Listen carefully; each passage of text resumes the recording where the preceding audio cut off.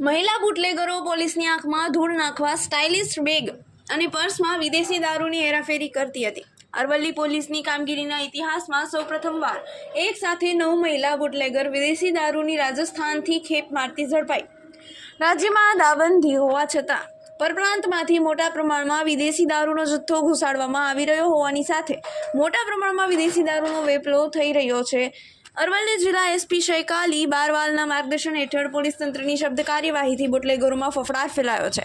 દારૂના ધંધામાં રહેલા અદદ નફાના પગલે પુરુષો કરતાં મહિલાઓની સક્રિયતાનો આંકડો નાનો નથી। ત્યારે અરવલ્લી એલસીબીએ માટડા ટોલ પ્લાઝા નજીક માંડમાં મુસાફરના સ્વાંગમાં વિદેશી દારૂની ખેપ મારતી 9 મહિલા બુટલેગરને દબોચી લઈ 28,000થી વધુનો દારૂ જપ્ત કરી કાયદેસરની કાર્યવાહી હાથ ધરી છે।